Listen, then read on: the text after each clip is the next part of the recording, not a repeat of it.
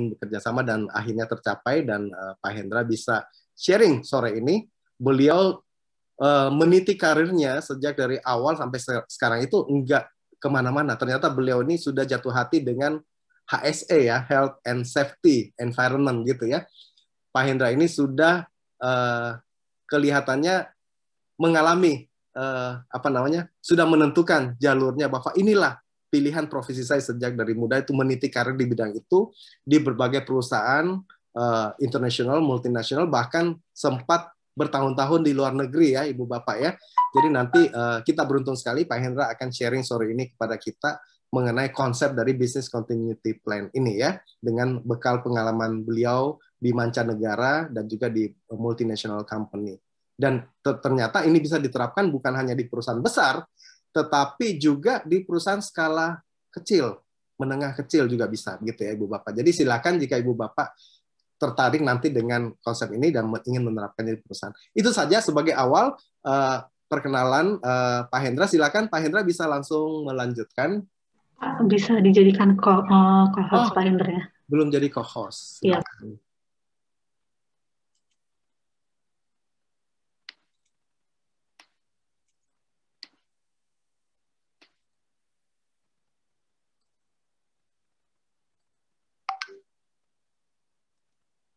Silakan, apakah Pak Hendra ada di sana?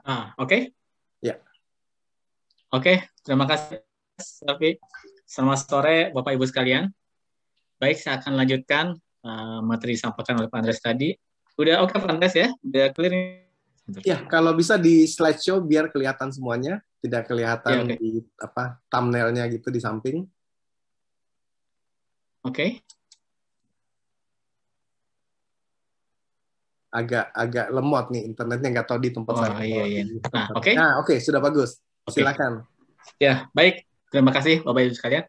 Baik, saya lanjutkan tadi penyampaian dari Pak Andreas.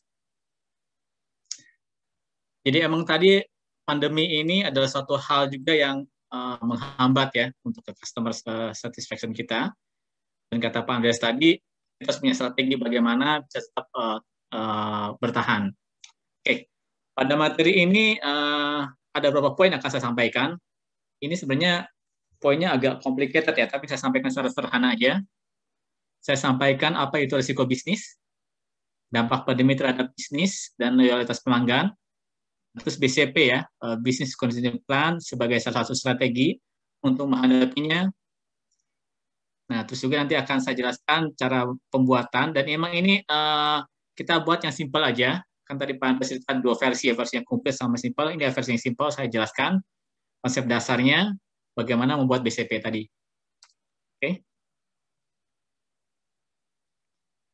Oke. Nah inilah background saya. Jadi kata Pak Andreas, emang saya udah kerja di berbagai perusahaan, dan saya terakhir kerja di Cargill Indonesia.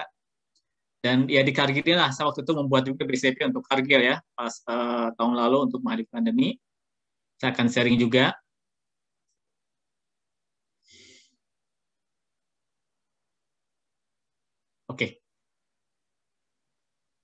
Oke, ini konsep pertama ya, dipahami dulu. Jadi bisnis itu pasti menghadapi risiko ya. Ini gambarnya kebakaran. Kebakaran sudah terjadi ya di perusahaan ya. Ada gempa bumi, ada segala macam. Inilah risiko-risiko yang dihadapi oleh bisnis. Dan sekarang ada lagi nih namanya COVID, pandemi. Jadi sebenarnya perusahaan itu sudah siap dengan ini semua. Kebakaran kita udah siap, ada apa segala macamnya, ada gempa bumi, kita udah siap ya untuk jangka pendek, jangka menengah. Tapi yang namanya COVID ini, pandemi ini baru pertama kali, dan menurut sejarah itu ya 100 tahun sekali ya terjadi. Dan ini udah 1 tahun ya. Nah, karena ini orang agak gagapan pas awal-awal menghadapi pandemi ini. Karena itu rata-rata kalau perusahaan besar, dia membuat bisnis kondisi plan tahun ini. Dan sekarang kita udah setahun ya pandemi, kan sebagian ya bisa bertahan, bisa tidak dengan planning itu. Tapi kita belum tahu juga sampai kapan pandemi itu, kita harus perlu buat juga ya plan ini. Sebenarnya kalau versi sederhananya emergency response lah, kayak adalah, tapi khusus untuk jangka panjang kita istilahkan BCP, Business Continuity Plan. Itu kira-kira gambarannya ya, tentang apa itu BCP. Oke, jadi ini kira-kira gambarannya seperti ini. Ini adalah pandemi, memberikan ancaman hambatan terhadap bisnis. Apa dampaknya? Laba menurun, merugi, bangkrut, dan kalau customer bisa jadi pelanggannya hilang, kabur. Karena tadi perusahaan tidak bisa lagi memberikan layanan lebih bagus. Ini adalah realita, tapi perusahaan harus bisa mengantisipasinya. Bagaimana menghadapinya? Nah, dibuatlah strategi menghadapinya itu. Kalau yang standar umum itu adalah business continuity plan, dengan berbagai strateginya, dengan support teknologi, karena orang working from home, segala macam online. Tapi perusahaan pun banyak usaha-usaha yang lain dilakukan, dan terbukti sudah setahun banyak perusahaan masih bisa bertahan ya. Jadi sebenarnya BCP ini adalah salah satu cara aja metodologi, banyak metode-metode lain yang digunakan. Kita coba belajar metode yang standar aja untuk ini. Tujuannya apa? Tujuannya adalah bisnis bisa bertahan selama pandemi, pelanggan tetap loyal, dan nanti setelah pandemi berakhir, perusahaan siap maju. Itu intinya. Oke. Jadi tujuan pembuatan BCP ini apa? Menjaga keberlangsungan bisnis dalam keadaan normal ataupun krisis, membangun kepercayaan pelanggan. Nah, jadi kan kalau perusahaan bisa punya planning yang bagus, pelanggan pun akan percaya, oh, ini perusahaan bagus ya. Menjaga citra reputasi perusahaan, melindungi jalur supply chain, meraih keuntungan kompetitif, dan mengurangi dampak risiko finansial. Maksudnya kompetitif itu apa? Dalam masa pandemi ini kan semua perusahaan struggling ya. Nah, kalau perusahaan yang lebih bisa struggling perencanaan bagus, dia akan kompetitif. Sehingga ketika pandemi berakhir, dia bisa lebih maju daripada yang lainnya. Itu gambaran umumnya.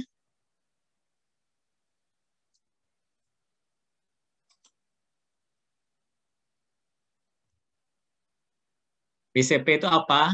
BCP itu apa kasarnya? Prosedur lah, framework ya. Strategi untuk mengurangi dampak bencana terhadap aktivitas bisnis normal. Jadi sebenarnya kalau di Amerika sendiri, BCP itu awalnya, karena di sana kan banyak terjadi kayak badai atau apa, yang bencana-bencana alam yang lama ya, seminggu, 2 minggu itu, perusahaan buat seperti ini. Dan khusus untuk pandemi, dibuat yang lebih detail lagi, karena ini dampaknya sangat panjang ya. Sekarang udah hampir setahun terjadi. Referensi kita apa? Jadi ISO punya standar untuk ini, BCP ini ada kode-kodenya ya. Risk Management, BCP, juga Business Impact, jadi ada standarnya, biasanya digunakan oleh perusahaan dunia. Tapi ILO itu Badan Tenaga Kerja PBB, ada juga membuat BCP untuk Small and Medium Size Enterprise. Jadi ILO pun membuat BCP, tapi yang skalanya lebih simpel. Kalau untuk sekarang mungkin ambil yang prinsip dasar sama mungkin dari BCP, contoh dari yang dikembangkan oleh ILO, mungkin lebih pas untuk kita ya. Nah, inilah kira-kira gambarannya. Jadi ini kondisi bisnis, dan ini adalah waktu timeline ya. Jadi ketika ini adalah ketika terjadi krisis. Ketika terjadi krisis, awal pandemi ya mungkin Maret tahun lalu, semua perusahaan tuh pasti jatuh dulu, down. Nah, perusahaan tuh beda-beda. Kalau perusahaan yang udah punya planning bagus, perencanaan bagus, dia sebentar bisa naik lagi. Tapi ada juga perusahaan yang turun, bisa berkembang juga, tapi stabil lah ya, tanpa perencanaan macam-macam. Ya, seperti banyak terjadi di perusahaan Indonesia udah setahun ini banyak seperti ini lah. Tapi ada juga perusahaan yang udah down sampai titik kritis, akhirnya itu tutup, bangkrut. Dan ini banyak terjadi. Nah, inilah 3 perusahaan. Dan kalau sekarang udah setahun ya, kita masih bisa bertahan, saya pikir bagus. Tapi caranya bagaimana kita bisa bertahan sampai selesai pandemi ini.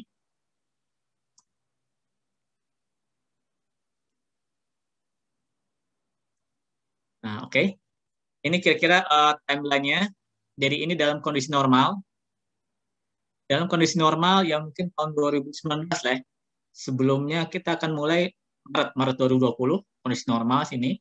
Terus terjadilah awal pandemi, awal-awal kita buat emergency bagaimana kita menghadapinya. Dan dulu orang menyangka pandemi apa sebentar lah 2 bulan 3 bulan, oke dengan cara yang ada seperti apa. Tapi ternyata berkelanjutan.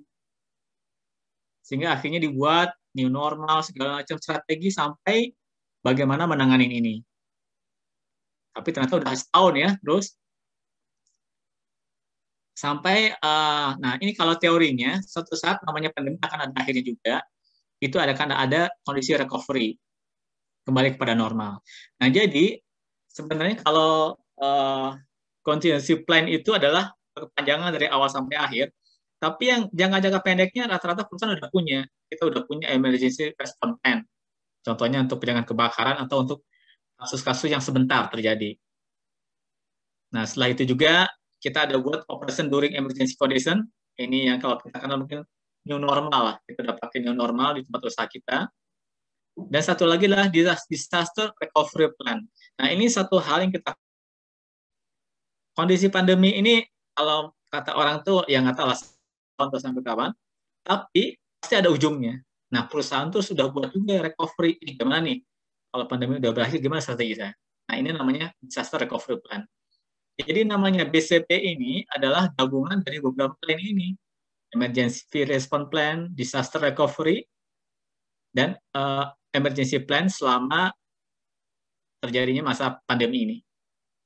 Sampai nanti akhirnya balik ke kondisi normal, kita normal lagi. Tapi tetap ini BCP harus punya. Kenapa? Kita kan nggak tahu. Nanti udah selesai pandemi dan normal, kita nggak tahu nanti ada terjadi apa lagi tahun 2021, 2025, 2024, kita nggak tahu. Tapi kalau perusahaan udah punya ini, dia akan siap menghadapi kondisi apapun yang akan terjadi kelak.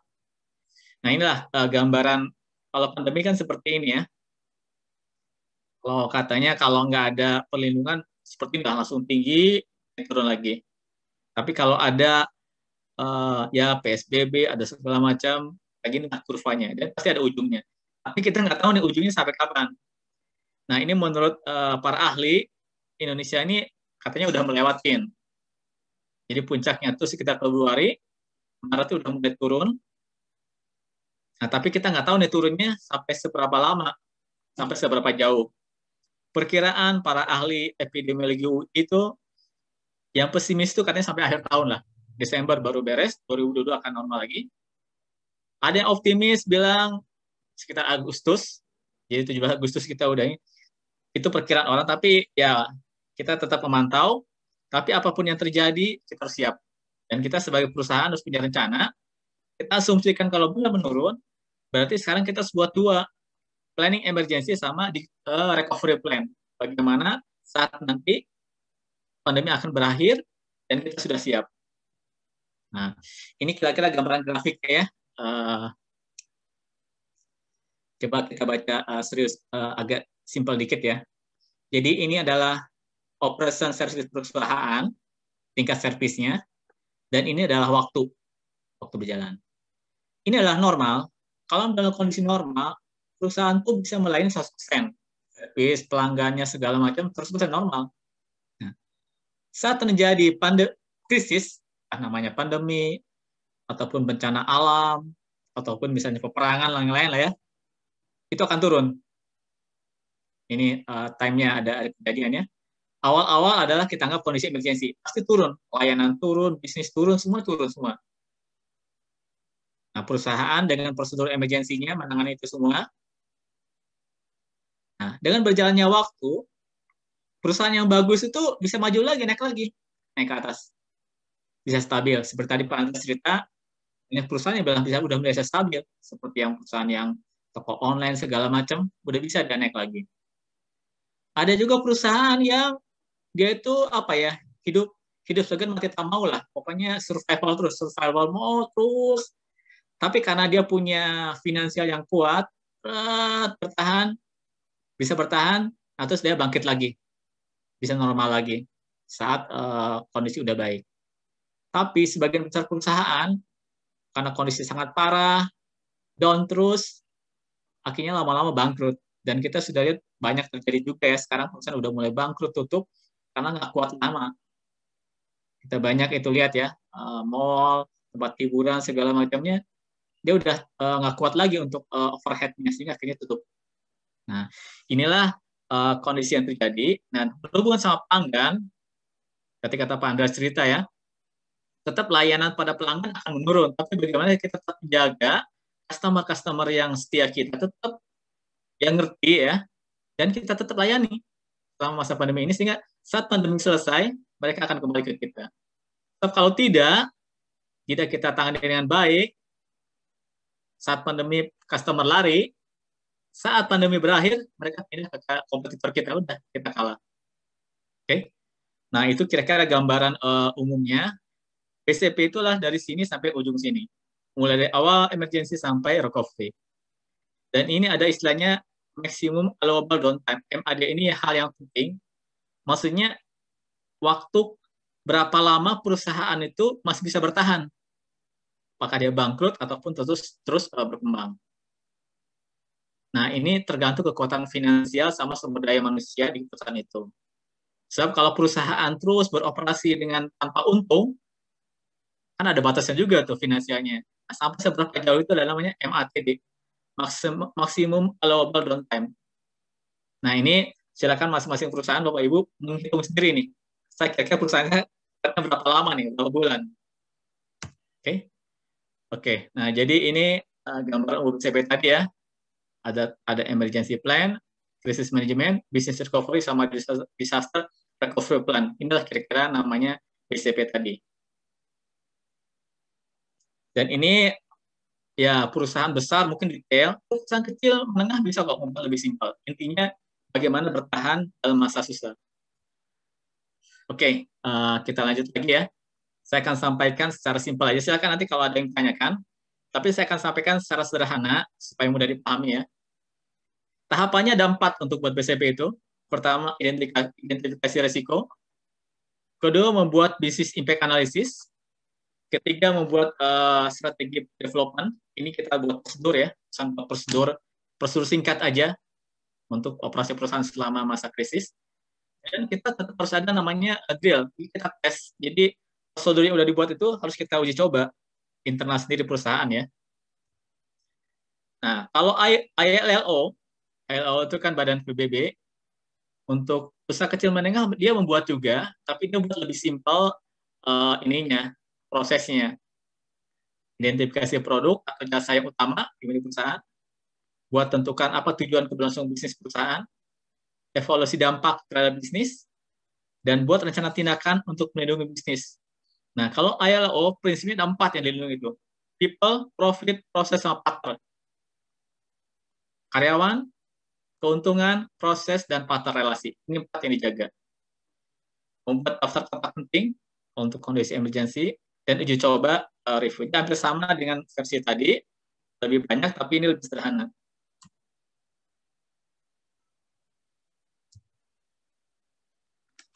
Oke. Ini tadi udah ya, yang dijelaskan oleh ILO tadi. Perencanaan. Nah, jadi teknisnya itu, tiap perusahaan tuh perlu buat semacam satgas. Jadi manajemen menunjuk orang siapalah ekspornya. Kalau perusahaan kecil, tunjuk siapa orangnya penanggung jawabnya. Terus buat perencanaan umum, lakukan analisis impact. Nah, terus kita komunikasikan, kita sampaikan pada karyawan apa yang kita lakukan. Yang lainnya adalah lakukan backup pelindungan data penting perusahaan.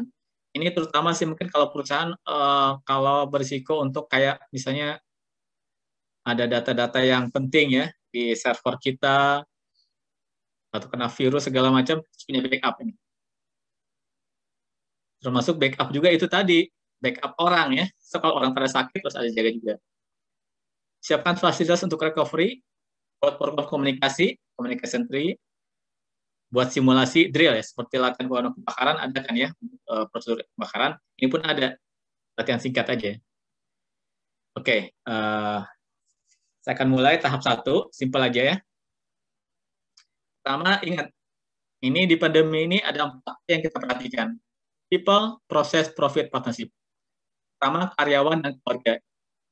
Harus gimana kita jaga mereka jangan sampai sakit, jangan sampai kena wabah COVID. Seperti tadi kata Pak Andreas, karyawan adalah customer internal kita. Kita harus buat mereka, karyawan kita satisfied, tenang, tidak khawatir dengan COVID ini. Yang kedua, proses bisnis. bagaimana proses tetap jalan.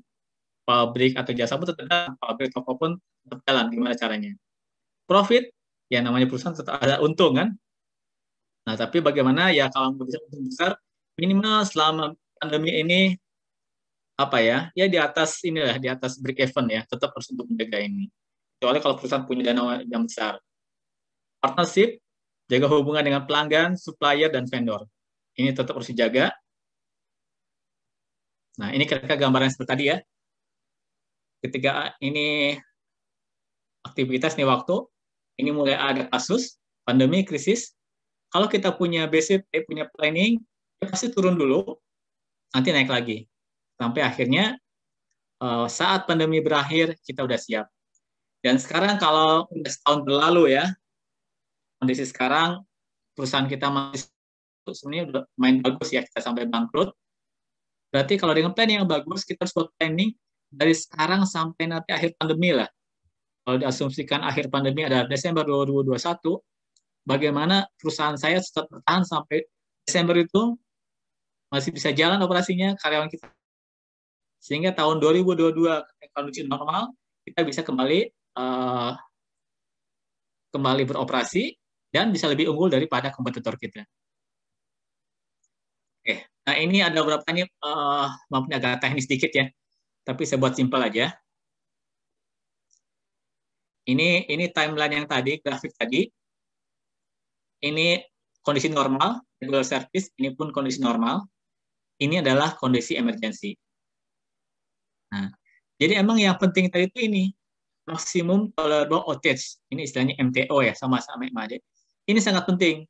Seberapa kuat perusahaan bisa bertahan selama masa pandemi ini.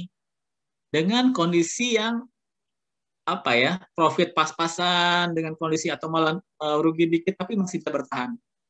Kita harus, masing-masing perusahaan harus bisa menghitung ini. Berapa lama dia bisa bertahan, itu tergantung dari finansial, berapa kuat pendanaannya, sama karyawan, sama service, sama supply bahan baku. So, walaupun kita bisa produksi, tapi supplier kita berhenti juga, kita nggak bisa juga jalan. Nah, ini harus diperhatikan. Berapa lama kita bertahan. Terus juga ini adalah SDO. SDO itu Service Delivery Obligation, maksudnya level service pada kondisi pandemi. New normal, kalau sekarang udah normal berarti bagus juga ya. Ini kita hitung. Dan ini masing-masing perusahaan harus bisa menghitung sendiri berapa kuat saya bertahan, berapa kuat saya bisa memberikan layanan pada customer saya. Kalau sampai misalnya, wah saya udah nggak kuat lagi perusahaan sampai hanya 3 bulan, ini pandemi masih 5 bulan lagi, ya berarti kita dalam kondisi tidak kuat, nanti baru buat strateginya seperti apa. Oke, ini singkat aja ya, saya buat simpel aja. Oke,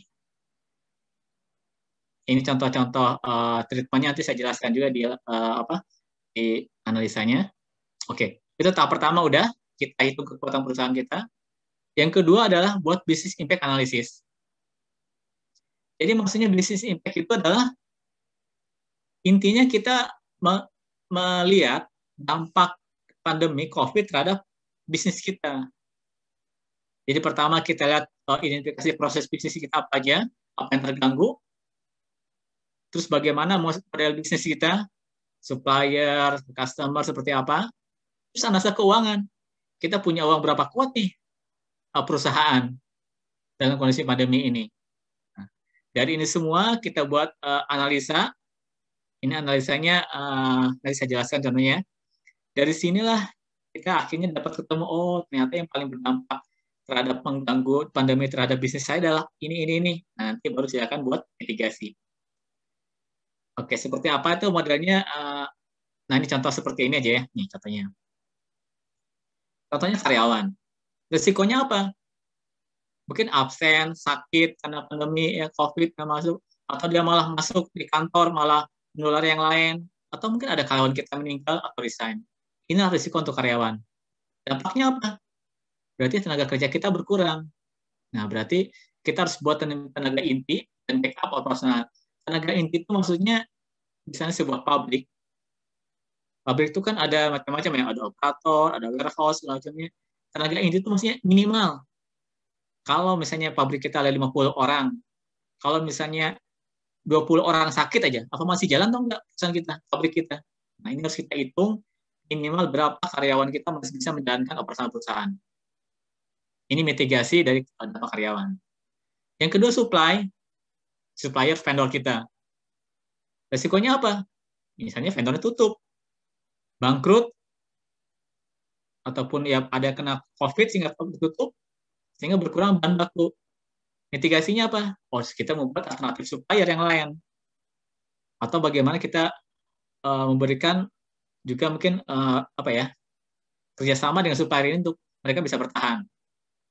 Finansial, risikonya apa? Cash flow negatif, perusahaan keuangan negatif karena ternyata income berkurang, operasional tetap, sehingga bisa operasional berhenti. Nah, ini akhirnya perusahaan banyak cost efficiency, penghematan, atau cari sumber pendanaan. Dan ini banyak terjadi adalah sebagian perusahaan akhirnya mem-PHK karyawannya, walaupun ini sangat menyedihkan ya. Dia akhirnya mem-PHK karena untuk mengurangi beban. Walaupun sebenarnya itu bukan solusi yang terbaik. Karena orang-orang itu susah untuk digantikan. Tapi bisa berbagai cara lain untuk proses finansial ini. Yang keempat, pelanggan. Pelanggan bisa kecewa, bisa hilang, lari. Nah, ini bagaimana kita harus menjaga kepercayaan pelanggan seperti tadi. Wow, kata Pak Andreas tadi itu, kalau pelanggan kita udah sangat-sangat kaya, kita akan menjaga. Nah, kita pun harus tetap menjaga juga hubungan dengan pelanggan kita. Kalau produk apa? Produk ada bisa tidak laku, berkurang pendapatan, berarti kita harus pilih produk apa yang jadi prioritas. Oke, ini adalah contoh-contoh sederhana bagaimana kita buat impact analisis dari proses-proses part di bidang bisnis kita dan bagaimana mitigasi. Ini hanya contoh mitigasi ya. Mungkin Bapak Ibu sendiri bisa punya cara lain yang lebih praktis. Nah, ini kira-kira gambaran seperti tadi sama ya. Kita identifikasi, kita nilai dampaknya, buat perhitungan dampak bisnis. Dari sinilah kita buat prioritas. Prioritasnya apa? Apakah prioritas karyawan, apakah prioritas produk, prioritas pelanggan?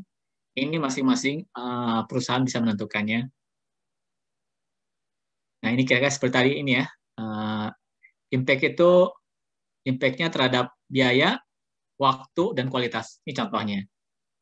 Dari semua berbagai proses tadi ya, apa produksi, marketing, karyawan, segala macam, kita analisa ini semua. Nanti dari sinilah diambil prioritas mana akan kita utamakan. Oke, jadi dari tahap kedua ini kita akan apa prioritasnya. Nanti itulah akan digunakan sebagai dasar. Oke, nah yang terakhir baru kita buat perencanaan sama implementasinya. Jadi setelah tahu tadi prioritas dari BIA tadi, Business Impact Analysis, kita buat prosedurnya. Prosedur itu mungkin apa ya? Ya standar sederhana aja nih, gimana strategi perusahaan ini, manajemen ini memutuskan gimana strategi kita menghadapi ini. Dengan prioritas yang ada, apakah prioritasnya kita menjaga pelanggan, menjaga produk, menjaga supplier, karyawan atau apa? Dari sana dibuat gimana strateginya. Terus dokumen ini disampaikan kepada semua karyawan, sosialisasi, kita kalau ada perusahaan besar, ya mungkin di training karyawannya, simulasi. Nah, terus tetap kita review BCP ini, kondisi internal, eksternal, dan kondisi pandemi, kita selalu monitor. Jadi, BCP ini pun nanti bisa kita rubah. Kayak sekarang kan, kita udah setahun nih. Katanya pandemi udah mulai turun, oh berarti gimana strategi kita nih? PSBB udah mulai berkurang. Jadi tetap harus di-update terus. Jadi BCP ini bisa simpel strategi dari manajemennya. Oke, itu kira-kira gambaran singkat. Jadi saya ulang lagi ya. Jadi hanya 3 tadi. Identifikasi risiko, terus kita buat impact analysis, dan ketiga kita buat planning sama implementasinya. Oke, nah ini sebuah studi kasus sederhana. Ini saya ambil dari contoh yang diberikan oleh ILO ya, perusahaan kecil menengah, bagaimana menghadapinya kasus ini. Ini kasus ini, studi kasus ini sebuah perusahaan pengolahan ikan tuna di daerah Cirebon, ceritanya ya. Jadi dia, Pak Jaya, pemiliknya ini, dia menilai usahanya berisiko tinggi. Kenapa? Pengalengan ikan itu kan pertama dia banyak supplier dari nelayan segala macam yang melakukan pengiriman tiap hari. Jadi interaksinya tinggi. Karyawannya 30 orang, tinggal di area sekitar pabrik, perkampungan padat. Ini berisiko juga nih. Kalau satu orang kena, yang pada kena semua. Terus penjualan produknya melalui pelabuhan, banyak kerumunan segala macam. Jadi ini berisiko. Nah dari sinilah Pak Jaya, pemilik perusahaan pengalihan ikan ini, dia harus, saya harus buat strategi ini. Info lain adalah, jadi dia tuh punya 6 jenis makanan dalam kaleng, tapi hanya 4 produk yang paling laku, kurang 70% dari 4 produk ini. Dari marketingnya, 80% produknya itu dikirimkan pada 5 pedagang besar yang mengambil produk dia. Nah, dari sini info-info ini, Pak Jaya harus buat strategi bagaimana menghadapinya. Oke, nah pertama dia buat BCP-nya. Jadi tujuannya adalah bagaimana dia memberikan perlindungan pada karyawan, proses, profit, dan relasi. Terutamanya, jadi dia buat perlindungan untuk karyawannya, di pabrik pun dia buat protokol kesehatan, dan dia cari supplier alternatif. Bila mana ada hambatan supplier, dia punya yang lain. Dan tetap menjaga kepercayaan pada klien, dengan menjaga pasokan kontinuitas. Sebab kalau dia berhenti, maka kompetitor dia akan masuk ke sana. Tahap 1. Tahap 2, dia evaluasi. Nah, dari sini Pak Jaya melihat ada 5 pihak yang penting dalam bisnisnya. Pekerja, pelanggan, supplier, kontraktor, transporter, maksudnya truk-truk yang mengantar produk dia, juga truk-truk yang membawa ikan dia, dan pemerintah yang dekat sana ya, yang mengatur tempat itu. Nah, jadi dari inilah, kalau ada gangguan pada 5 ini, maka akan terganggu perusahaan dia. Dia menghitung bahwa perusahaannya itu hanya bisa bertahan 6 minggu. Kalau misalnya supplier terhenti ataupun dana segala macam nggak ada, 6 minggu saja, 1,5 bulan dia bisa bertahan. Setelah itu ya, perusahaan terpaksa tutup. Jadi dia udah bisa mengukur, wah, perusahaannya bisa kuat 6 minggu nih, bisa bertahan terus. Oke, apa aja gangguan potensialnya? Kalau pekerjaan sakit karena COVID, wah, sehingga tenaga kerja berkurang. Terus menghitung nih berapa minimal nih dia bisa menjalankan usaha dia. Hambatan suplai bahan baku. Kalau suplai itu masalah juga. Hambatan bisnis, transport, ada PSBB, penutupan. Ini hambatan juga, seperti di beberapa kota kan udah mulai tutup tempat-tempatnya yang sangat terganggu, misalnya kayak perusahaan-perusahaan yang perhotelan, pariwisata tuh terganggu sekali di penutupan jalan. Dia harus tahu menurunnya permintaan pasar dan kekurangan cash flow. Cash flow-nya dia kurang. Nah, inilah gangguan yang potensial terhadap bisnisnya Pak Jaya. Dia udah menilai itu. Nah, oke. Gimana antisipasinya? Oke, dia terapkan protokol kesehatan. Terus dia buat backup juga. Jadi dari karyawan itu, catat mana karyawan penting, mana yang apa ya. Jadi kalau dia sakit, siapa yang bisa backup dia? Jangan sampai produksinya berhenti. Terus dia bicara juga dengan supplier. Kalau selama ini kan pembayarannya cash, dia pengennya online, karena cash itu menghindar juga interaksi. Dia gimana caranya dengan supplier dia. Terus dia bicara juga dengan pihak bank.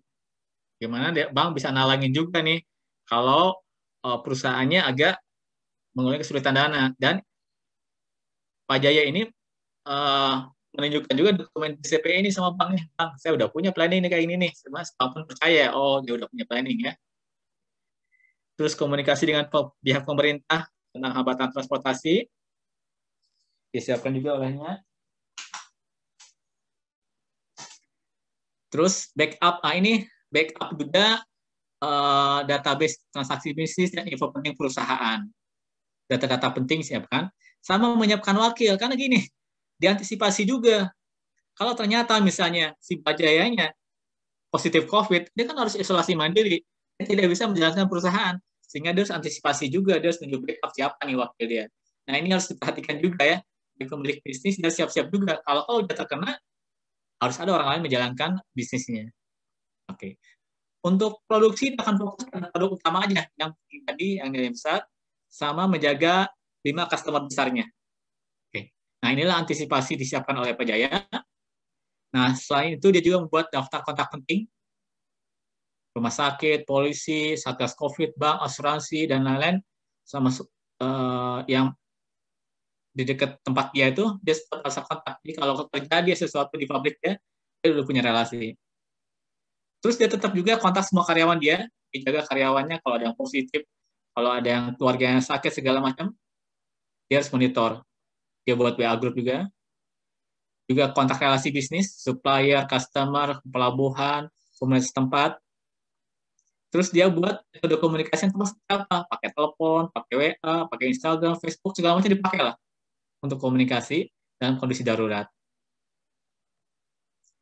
Dan ini satu contoh aja ya, ini aktual aja. Sekarang di Bandung ada beberapa kenal itu, kan ada karyawannya yang misalnya kena positif ya, dia pakai WA group itu, sehingga tahu, dia langsung bisa antisipasi. Karena kita nggak bisa lagi pakai prosedur biasa cepat sekarang. Oke, tahap 4 ini. Nah, tahap 5, dia lihat update BCP-nya, juga dia selalu mengupdate perkembangan pandemi COVID. Bagaimana kondisinya, apakah COVID daerah dia zona hijau, zona merah, apakah kondisi udah mulai membaik, itu dia selalu monitor. Nah, dari sinilah dia selalu update BCP-nya. Oke? Nah, itu kira-kira ini contoh BCP yang sederhana yang digunakan oleh perusahaan kecil menengah pakai ILO tadi, dengan standarnya ILO. Oke, saya kira materi saya itu aja. Jadi singkatnya adalah mungkin kalau saya kembalikan ini ya. Jadi yang penting itu paling nah inilah, ini mungkin utamanya BCP adalah sini. Kita pakai grafik ini. Bagaimana perusahaan bisa bertahan sejak awal pandemi sampai akhir pandemi, kita punya planning. Kita punya emergency plan, disaster recovery, dengan tujuan kita adalah perusahaan bisa bertahan, pelanggan bisa terjaga,